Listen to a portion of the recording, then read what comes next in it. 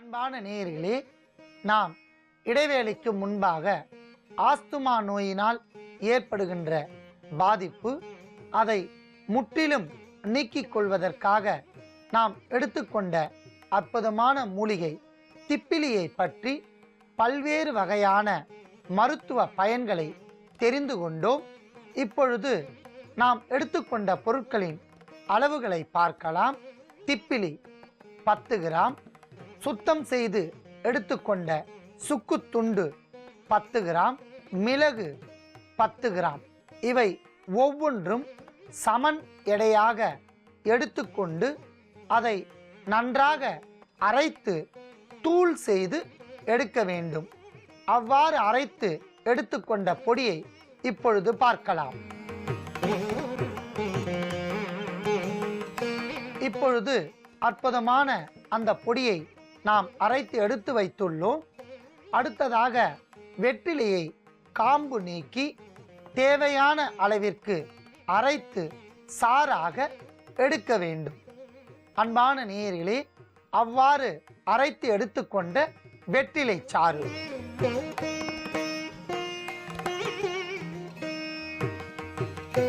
அற்புதமான முறையில் நாம் அரைத்தெடுத்த பொடி, வெற்றிலை சாறு இவற்றை தனித்தனியாக எடுத்து வைத்துள்ளோம். இப்பொழுது ஆஸ்துமா நோய் உள்ளவர்கள் இதை எவ்வாறு பயன்படுத்த வேண்டும் என்பதை பார்க்கலாம். முதலில் வெற்றிலை சாறு 5 மில்லி,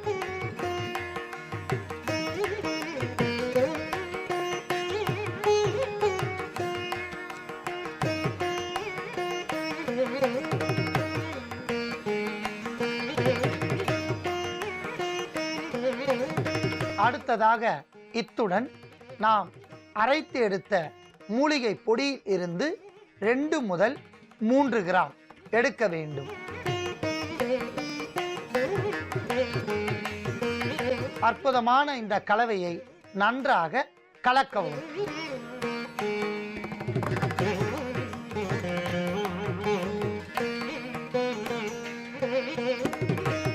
கடுமையான ஆஸ்துமா நோய் உள்ளவர்கள் இந்த வெற்றிலை சாறுடன் கலந்த பொடியையும் நன்றாக கலந்து இந்த சாறை கடுமையான நோயுள்ள காலத்தில் காலை, நண்பகல் அல்லது மாலை ஏதேனும் ஒருவேளை உணவிற்கு பின் இதை பருகி வந்தால் படிப்படியாக ஆஸ்துமா நோயின் தீவிரம் குறையும். கடுமையான மூச்சு வாங்குதல் படிப்படியாக குறைந்து நுரையீரல் சுத்தப்படுத்தப்படும். நோயின் தீவிரம் பரிபூரணமாக நீங்கி நோயற்ற உடலாக மாறும்.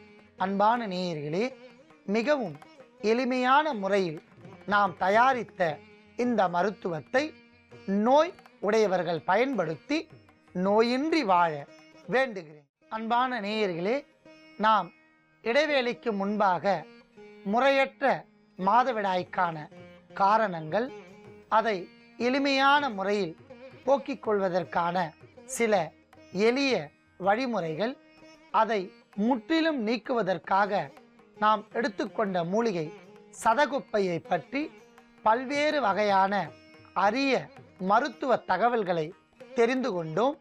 இப்பொழுது நாம் எடுத்துக்கொண்ட பொருட்களின் அளவுகளை பார்க்கலாம். சதகுப்பை 20 கிராம், கருப்பு எள்ளு 20 கிராம், கருஞ்சீரகம் 20 கிராம், நன்றாக பொடி செய்து எடுத்துக்கொண்ட பனை வெல்லம் தேவையான அளவிற்கு. நாம் தனித்தனியாக எடுத்துக்கொண்ட பொருளை நேரடியாக பயன்படுத்தாமல் அதை பொன்னிறமாக வறுத்து பயன்படுத்த வேண்டும். ஆகையால் முதலில் 20 கிராம் சதகுப்பையை பொன்னிறமாக வறுக்கவும்.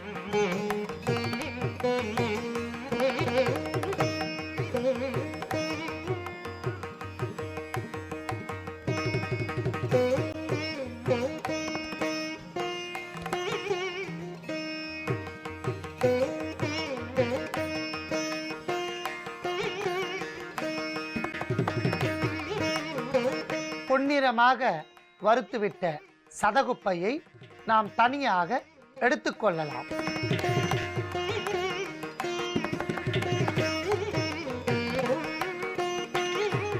அடுத்ததாக 20 கிராம் கருப்பு எள்ளை பொன்னிறமாக வறுக்கவும்.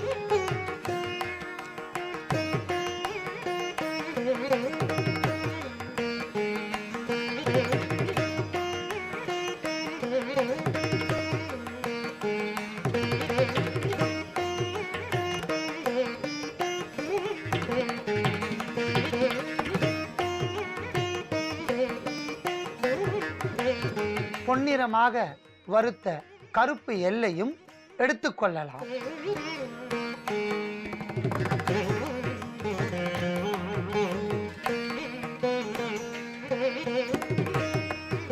அடுத்ததாக கருஞ்சீரகம் 20 கிராம் பொன்னிறமாக வறுத்து எடுக்கவும்.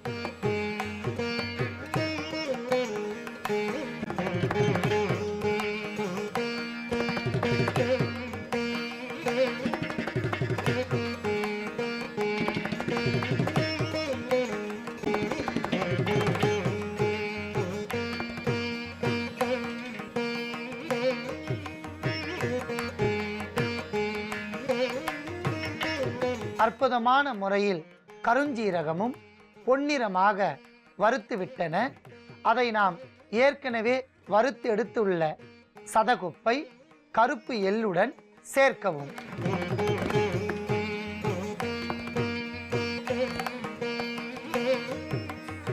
இப்பொழுது வறுத்து எடுத்து வைத்துள்ள 3 பொருட்களையும் ஒன்றாக சேர்த்து அரைத்து தூளாக்கி எடுக்கவும். அத்தனை பொருட்களையும் நாம் பொன்னிறமாக வறுத்து அரைத்து தூளாக எடுத்து வைத்துள்ளோம். இப்பொழுது முறையற்ற மாதவிடாய் சுழற்சியை சரி செய்வதற்கான மருந்து ஒன்றை நாம் செய்ய போகின்றோம். அதற்காக அரைத்து எடுத்த பொடி 10 கிராம்,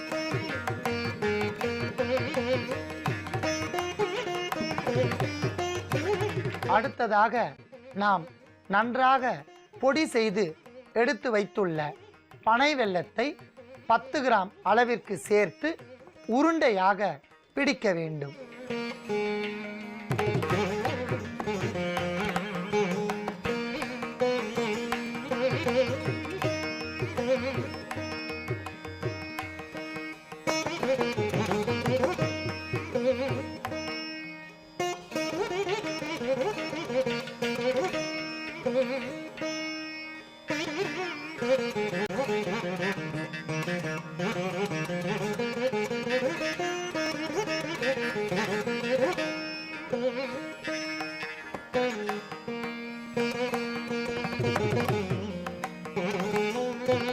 சதகுப்பை, கருப்பு எள்ளு மற்றும் கருஞ்சீரகம் இவற்றை பொன்னிறமாக வறுத்து அரைத்து எடுத்த பொடியுடன் 10 கிராம் அளவிற்கு அந்த பொடியும் 10 கிராம் அளவிற்கு பனை வெல்லம் தூளும் சேர்த்து நன்றாக கலந்து நாம் பொடியாக எடுத்து வைத்துள்ளோம்.